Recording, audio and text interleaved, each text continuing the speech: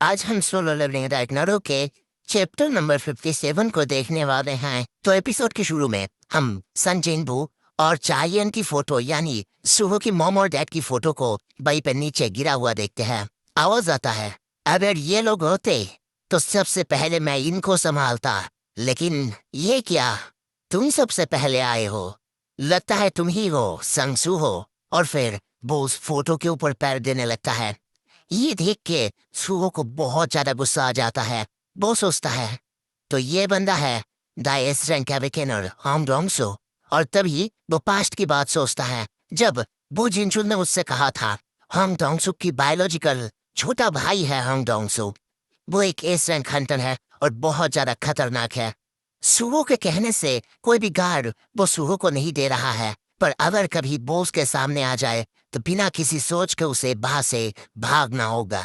इस तरफ Hong डोंगसो boss से देख रहा था बहुत ही गुस्से से। सुहो कहता है, हांग डोंगसो, क्या तुम यहाँ पे बदला लेने आए हो तुम्हारे भाई का? पर अब क्या, जब मैंने तुम्हारे भाई को मारा ही नहीं। तुम्हारे भाई को मारा है एक बंदा जिसका नाम था कैंग तासिक। ये सुन के वो सोचता है ये बच्चा आखिर क्या कह रहा है। या तक कि सिर्फ मुझे नहीं बल्कि ये गैन तासिक के बारे में भी जानता है। और कहता है मुझे बर्बाद नहीं, मैं यहाँ पे मेरे भाई की बदला लेने नहीं, मैं बस यहाँ पे इसीलिए आया हूँ उस बंदे को देखने जिसने मेरे प्लान को बर्बाद किया।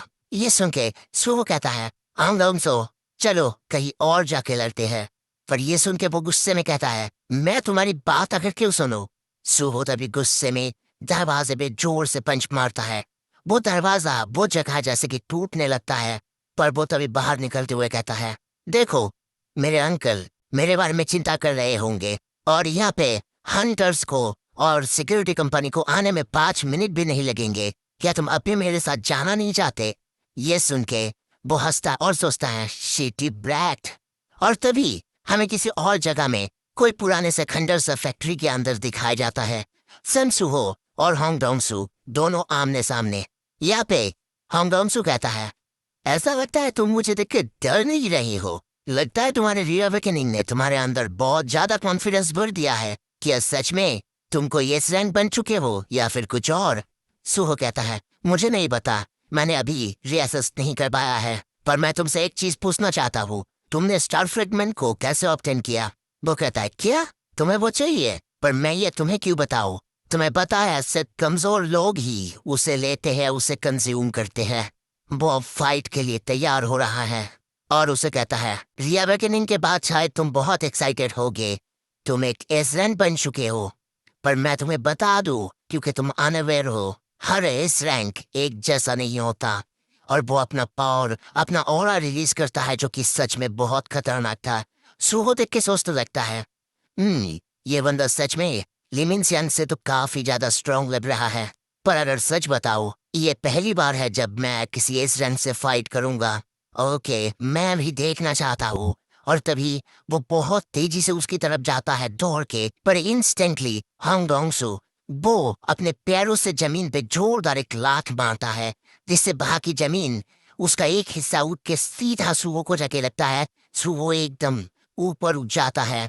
ट्रंक्स यहीं पे नहीं रुकता, वो एक खतरनाक पंच भी उसके ऊपर करता है और कहता है तो तुम एक समनर टाइप हो? सीरियसली एक समनर हो के तुम मेरे साथ लड़ना चाहते हो? अपने उस डार्क ह्यूमन या फिर कुछ को लाओ जो कि तुम्हारे पावर है।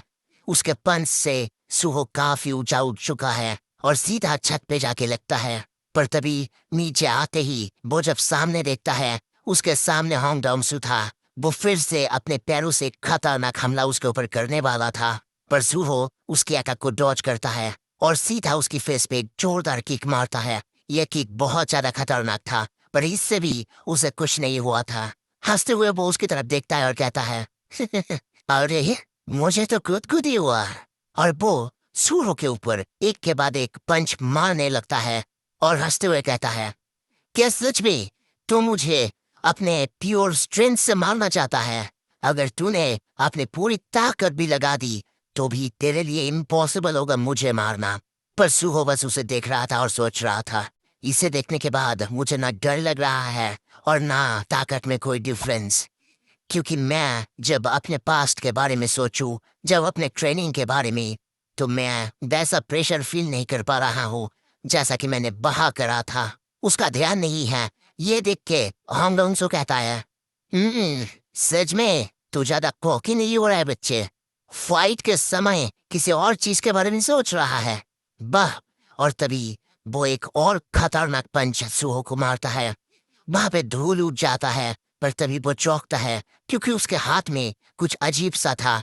हम ब्लैक शैडो स्वॉर्ड या फिर स्पाइक को देखते हैं। वो कहता है, यू बास्टर्ड, तूने कभी इस हथियार को निकाला? दूसरी तरफ हम सुओ को देखते हैं। बेरू बाहर आ चुका है। कहता है, आप ठीक है ना यंग मोनक?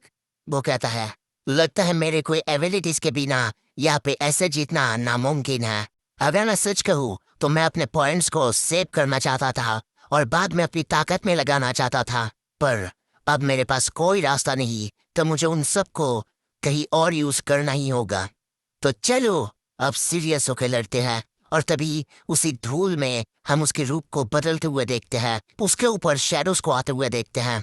और तभी वापस वो अपना ऑरा रिलीज करता है और उसके सामने आके कहता है, तो फिर हांगडोंग सो अब शुरू करें दूसरा राउंड। और अब हम देखते हैं नोटिस में उसने अलग अलग आइटम्स को क्रिएट करा है जिनके की ग्रेड रेयर है, हीरोइक है, और उसका रूप पूरी तरह से बदल चुका है। पहली बार सूरो को हमें किंग की तरह, एक शैडो मोना की तरह देख रहे हैं। और यहाँ पे पहली बार मुझे उसे देख के सन जिंदू की याद आ रहा है। उसकी स्टेटस विंडो को देखते हैं, उसमें उसकी ताकत बहुत ज्यादा बढ़ चुका है। यहाँ तक कि सिर्फ स्ट्रेंथ नहीं, बहुत कुछ बढ़ चुका है।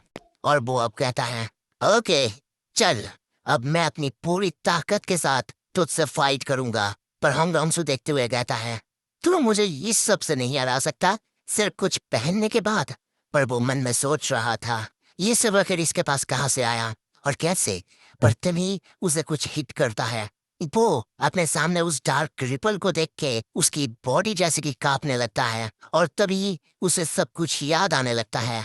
सन जिनबू अपने पास्ट लाइफ, अपने पास्ट मेमोरी के बारे में, जहाँ पे सन जिनबू से कह रहा था, तो तुम्हारा नाम नाम ग्रीड रीड रीड कैसा होगा होगा, क्योंकि तुम लोभ की वजह से मरे। तुम क्या सोचते हो इस बारे में? क्या तुम्हें पसंद है हांगडोंग सो? और तभी शायद उसे यहाँ पे अपने पास्ट लाइफ में हुए शैडोज की बात याद आता है, जहाँ पे वो सन जिनबू का सिर्फ एक शैडो था और उसने उसे बुरी तरह से मारा था। उसकी आंखों में हम उस डर को देख सकते हैं। तो अब आगे क्या होगा? क्या उसे सब कुछ याद आ जाएगा और इस वजह से क्या वो संगसूहो के साथ आ जाएगा, या फिर संगसूहो को उसे मार के फिर से अपने बाप जैसा ही उसे शैडो बना लेना होगा? तो आपको क्या लगता है? जल्दी से कमेंट में बताइए।